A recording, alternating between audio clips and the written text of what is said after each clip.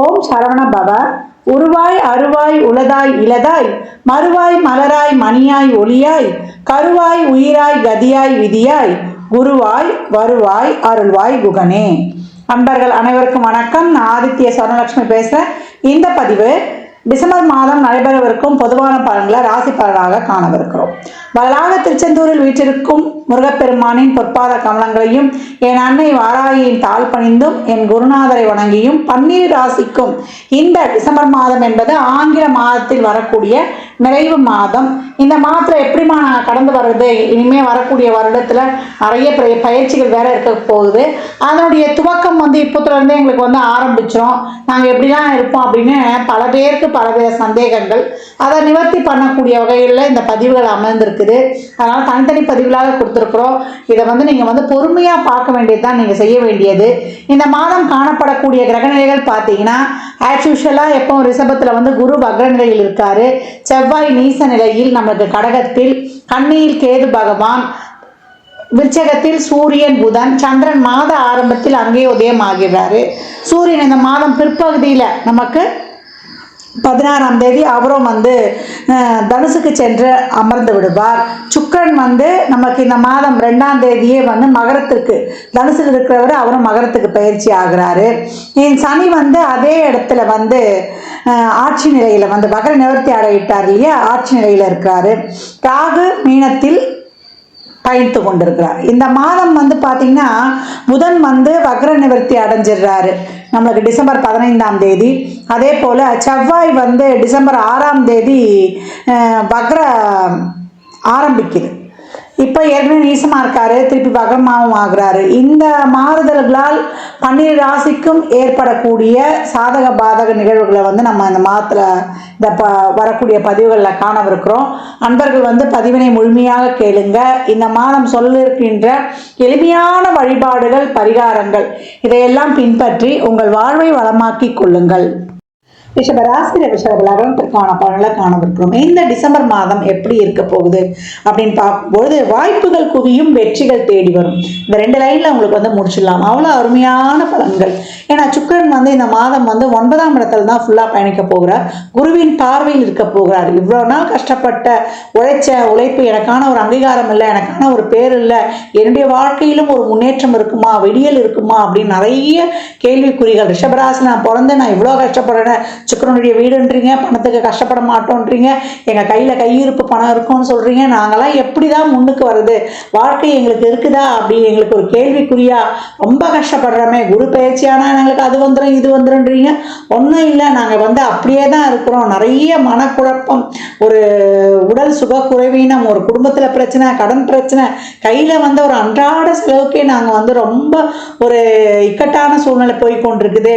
கடனில் போயிடும், வட்டிக்கு கட்டி எங்களால் மீள முடியல, இப்படி நிறைய ஒரு சூழல் அதை ஒரு சூழல் என்ற வழி கூட நாங்கள் மாட்டிக்கொண்டிருக்கிறோம் அப்படின்னு ரிஷபராசிக்காரர்கள் புலம்பினாலும் அதையெல்லாம் இனி வரும் காலகட்டங்களில் கடந்து வந்துடுவீங்க. 2025 உங்களுக்கான வருடம் அப்படின்னு சொல்லியாச்சு. ரொம்ப அருமையாக நீங்கள் கடந்து வந்துடலாம். தன்னம்பிக்கையோட உழைப்பை மட்டும் ஊக்கமுடன் போட்டுடணும்னு சொல்லியாச்சு. நல்ல உழைப்பு, சோம்பலை மட்டும் விட்டுடணும். போனவுடனே காரியம் நடக்கலையே நம்ம கவலைப்படக்கூடாது, ஃபர்ஸ்ட் அட்டம்ப்ட்ல முடியலன்னு கவலைப்படக்கூடாது. உழைத்து ரிப்பீட்டுன்னு போடும்பொழுது விடாமுயற்சி உங்களுக்கு விஸ்வரூப வெற்றியை தரும் அப்படின்னு சொல்லலாம். தொழில் சிறப்பு. ஏன்னா 10ல் இருக்கக்கூடிய சனி ராகச்சாரம் வாங்கியிருக்காரு, 11ல் இருக்கக்கூடிய ராகவும் சனிச்சாரம் வாங்கியிருக்காரு. அதனால் தொழிலில் வருமானம் கிடையாது, செய்யாதுன்றவங்களுக்குலாம் இந்த காலகட்டம் அருமையான பலன்கள் என்ன சொல்லணும். ஏன்னா 2-5 கூடியவர் சூரியனோட இணைந்து அவர் மாத ஆரம்பத்திலிருந்து நம்மளுக்கு ராசியை தான் பார்ப்பாரு. தொழில் இல்லைன்னு சொல்ல முடியாது, தொழிலில் நல்லா இருக்கும். தொழிலில் வருமானமே இல்லாதவங்களுக்கு கூட இப்போ கையில் காசு பொருளும், கடன் பிரச்சனைகள் நீங்கும், உங்கள் தேவைக்கேற்ற பொருளாதார வருவாய் சேரும் அப்படின்னு சொல்லலாம். இந்த காலகட்டம் வெளிநாட்டு வேலை வாய்ப்புக்காக காத்து கொண்டிருக்கிறவர்களுக்கெல்லாம் அருமையான வேலை வாய்ப்புகள் இந்த காலகட்டம் நிச்சயம் உண்டு. வெளியூர் வேலைக்கு தான் போவேன் அப்படின்னு விடாப்பிடியாக இருந்தவங்களுக்குலாம் இந்த காலகட்டம் நிச்சயமாக கிடைக்கும். ஏன்னா இப்போ உங்களுக்கு பார்த்தீங்கன்னா உங்களுக்கு 8ஆம் இடமான 4ஆம் இடம் சொல்லக்கூடிய சூரியன் 8ஆம் இடத்தில் அமர்ந்திருக்கிறார். செவ்வாயும் உங்களுக்கு சுக்கிரனுடைய பார்வையில் நம்மளுக்கு சிறப்பாக இருக்குது. இந்த கிரகங்கள்லாம் ஒன்றுக்கொன்று 4, 8, 12 என்ற இடங்கள் வந்து ரொம்ப வந்து தொடர்பு பெறும்பொழுது சுக்கிரனுடைய அந்த ஒரு சிறப்பான பார்வை, அந்த நட்சத்திரமே அதில் தான் இருக்கும். அப்போ என்ன ஆகும், இந்த வெளிநாடு சொல்லக்கூடிய இடம் தான் 4, 8, 12. அப்போ உங்களுக்கு இந்த காலகட்டம் உங்களுடைய 9 வந்து நீண்ட தூர பிரயாணத்தை குறிக்கும். அந்த இடத்துலையே வந்து சுக்கிரன் வந்து அமர்ந்து சிறப்பாக உங்களுக்கு வந்து வெளியூர் பயணமும் வேலை வாய்ப்பும் உறுதி அப்படின்னு வந்து சொல்கிறாரு. திறமை இருக்குது, அனுபவம் இருக்குது, எனக்கு புத்திசாலித்தனம் இருக்குது, எங்களுக்கு ஒரு வாய்ப்பு கிடைக்குமா அப்படின்னு எதிர்பார்த்து கொண்டிருந்தவர்களுக்கெல்லாம் இந்த காலகட்டம் வந்து ரொம்ப அருமையான வந்து ஒரு வாய்ப்பு, வேலை வாய்ப்பு கிடைக்கும் அப்படின்னு வந்து சொல்லலாம். அதை வைத்து வந்து நீங்கள் வாழ்க்கையில் வந்து முன்னுக்கு வந்துடுவீங்க. இந்த காலகட்டம் வந்து உங்களுக்கு பிரச்சனைக்கு, உங்களுடைய குழப்பங்களுக்கு, உங்களுடைய இக்கட்டான சூழலுக்கு உதவி பண்ணுறதுக்கு ஒருத்தருடைய உதவி வந்து நிச்சயமாக கிடைக்கும், உதவிக்கரம் கிடைக்கும் அப்படின்னு வந்து சொல்லியாச்சு. வாழ்க்கையில் அடுத்த கட்டத்தை நோக்கி முன்னேறக்கூடியவர்கள் சொல்லலாம். திருமணம் சார்ந்த விஷயங்கள்லாம் ரொம்ப சிறப்பாகவே இருக்கும். தாயின் உடல்நிலையில் மாத பிற்பகுதியில் வந்து கவனம் இருக்கணும். அதே போல் ஒரு வீட்டுக்கு அட்வான்ஸ் கொடுக்கணும், ஒரு வண்டி வாகனம் வாங்கணும், ஒரு சுப நிகழ்ச்சிகள் எல்லாத்தையுமே வந்து நான் செஞ்சு கொள்ளணும் அப்படின்றவங்களாம் மாத முற்பகுதியில் வந்து அதற்கான எஃபர்ட் போட்டுடலாம். நல்லா ஒரு இது பண்ணி மாத பிற்பகுதியில் வந்து ஒரு வண்டி வாகனங்களோ இல்லை வந்து ஒரு இடம் வாங்கணும் செய்கிறன்றதுக்கான முயற்சிகளில் வந்து கொஞ்சம் பார்த்து நிதானமாக முடிவெடுக்கணும். மற்றபடி குழந்தை பாக்கியம், இதற்கான வைத்தியங்கள் கை கொடுப்பது அதெல்லாம் கிடைக்கிறதுலாம் ரொம்ப அருமையாகவே இருக்குது. ஏன்னா புதனம் வந்து வக்ர நிவர்த்தி ஆகிறார். இது வரைக்கும் வந்து அதற்கு தடைகள்லாம் நீங்கி உங்களுக்கு வந்து ரொம்ப சிறப்பாகவே கிடைக்கப்பெறும் அப்படின்னு வந்து சொல்லலாம். மாணவர்களுக்கு நல்ல கல்வி திறன், அறிவாற்றல் இதெல்லாம் ரொம்ப சிறப்பாகவே இருக்கும் அப்படின்னு வந்து சொல்லலாம். குருவுக்கு மிஞ்சிய சிஷ்யனா வந்து நீங்கள் இந்த காலகட்டம் வந்து பிரதிபலிப்பீங்க அப்படின்னு வந்து சொல்லியாச்சு. உடல்நிலையில் மட்டும் கொஞ்சம் கூடுதல் கவனம் எடுத்துக்கோங்க. இந்த காலகட்டம் வந்து திருமணம் சார்ந்த விஷயங்கள் நான் சொன்ன மாதிரி பேசி முடிக்கப்படும். காதல் திருமணம் வந்து சிறப்பாக கை கொடுக்கும். பெற்றோருடைய சம்மதம்லாம் கிடைச்சிரும். ஒரு சில 2வது திருமணத்துக்குலாம் முயற்சி பண்ண கொடுப்பீங்க, அதெல்லாம் வந்து ரொம்ப சிறப்பாகவே இருக்கும். உடல்நிலையில் மட்டும் கொஞ்சம் கூடுதல் கவனம் வச்சுக்கோங்க. வண்டி வாகனம் செல்லும்போது கவனம். இரவு நேர பயணங்களை தவிர்த்துக்கணும். ஹெல்மெட் இல்லாமல் வெளியில் செல்லக்கூடாது. அஜீரண கோளாறு, சளி தொந்தரவு, இந்த புளித்த ஏப்பம், இதெல்லாம் காரம், எண்ணெய் இதெல்லாம் வந்து கம்மி பண்ணிக்கணும். ஆவியில் வேக வைத்த உணவுகளை வந்து உண்ணணும். வயதானவர்கள் வந்து நீண்ட தூர தல யாத்திரையை மேற்கொள்வாங்க. இந்த மாதம் வந்து நீங்கள் வழிபட வேண்டிய தெய்வம் என்னன்னு கேட்டிங்கன்னா விநாயகர் வழிபாடு செய்யணும். கற்பக விநாயகரை வந்து வழிபட்டு வரும்போது, அதாவது தங்க கவசம் அணிந்த விநாயகரை வழிபட விநாயகரின் காரிய சித்தி மாலை கேட்க கேட்க கேட்க உங்களுக்கு சிறப்பான பலன்கள் வந்து வாழ்க்கையில் நடந்தேறும் அப்படின்னு வந்து சொல்லலாம்.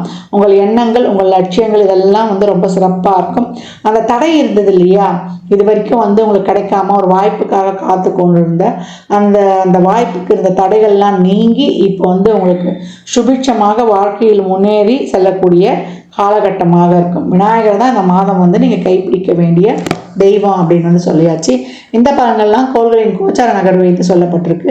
உங்கள் சுய ஜாதகத்தில் இப்போ என்ன தசாபதி நடக்குது, அது எதற்காக உங்களுக்கு ஊக்கப்படுத்துது, திருமணம், குழந்தை பாக்கியத்திற்கா இல்லை பொருளாதார முன்னேற்றத்திற்கா என்பதெல்லாம் உங்கள் சுய ஜாதகத்தை ஆய்வு செய்வதன் மூலம் மட்டுமே தெள்ள தெளிவாக அறிந்து கொள்ள முடியும். ரிஷபத்திற்கு இந்த மாதத்தை பொறுத்த வரைக்கும் வாழ்வின் உச்சத்தில் செல்லக்கூடிய ஒரு சிறப்பான மாதம். வருடம் உங்களுக்கான வருடம். அதனால் இப்பயே வந்து சிறப்பாக வந்து ஆக்டிவாக வந்து களமிறங்குங்க. சோம்பல் மட்டும் இருக்கக்கூடாது. உங்களுடைய உழைப்புக்கு ஏற்ற பன்மடங்கு லாபம் உங்கள் கைகளில் வந்து சேரும். இந்த பலன்கள்லாம் கோள்களின் கோச்சார நிலையை வைத்து சொல்லப்பட்டிருக்கு. உங்கள் சுயஜாதகத்தில் இப்போ என்ன தசாபதி நடக்குது, அது எதற்காக உங்களுக்கு வந்து வேகமாக செயல்படுத்த போகுது, திருமணம், குழந்தை பாக்கியத்துக்காக முதல்ல வந்து தசாபதி உங்களுக்கு சப்போர்ட் பண்ண போதா இல்லை பொருளாதார முன்னேற்றத்திற்கா என்பதெல்லாம் உங்கள் சுய ஜாதகத்தை ஆய்வு செய்வதன் மூலம் மட்டுமே நாம் தெள்ள தெளிவாக அறிந்து கொள்ள முடியும். ரிஷப ராசி லக்னக்கார அன்பர்களுக்கு என் மனமார்ந்த வாழ்த்துக்களை தெரிவித்துக் கொள்கிறேன். ஜாதகம் பார்க்க விரும்பும் நண்பர்கள் இந்த எண்ணிற்கு ஒரு மெசேஜ் செய்யுங்க. தங்களுக்கான விவரங்கள் அளிக்கப்படும். அப்பாயின்மெண்ட் பெற்றுக்கொள்ளலாம். ஜாதகம் சிறந்த முறையில் கணித்து பார்த்து தரப்படும். வாஸ்து பார்த்து தரப்படும். வாஸ்துப்படி வீடு கட்ட பிளான்கள் போட்டு தரப்படும். எண்ணியல் படி பெயர் வைத்து தரப்படும். பிறந்த குழந்தைகளுக்கும் தொழிற்சாலை நிறுவனங்களுக்கும் பெயர் வைத்து உங்கள் வாழ்வை வளமாக்கிக் கொள்ளலாம். சுபமுகூர்த்த நாட்கள் குறித்து தரப்படும். அவரவர் சேவைக்கு உண்டான கட்டணத்தை செலுத்தி சிறப்பான சேவைகளை பெற்று தங்கள் வாழ்வை வளமாக்கிக் கொள்ளலாம். மற்றும் ஒரு சிறப்பான பதிவில் சந்திக்கும் வரை தங்களிடமிருந்து விடைபெற்றுக் கொள்வது ஆதித்ய சொர்ணலட்சுமி. மிக்க நன்றிகள். வாழ்க வளமுடன். நற்பவி நற்செழி. இறையருளால் அனைத்தும் நிறைவாகட்டும்.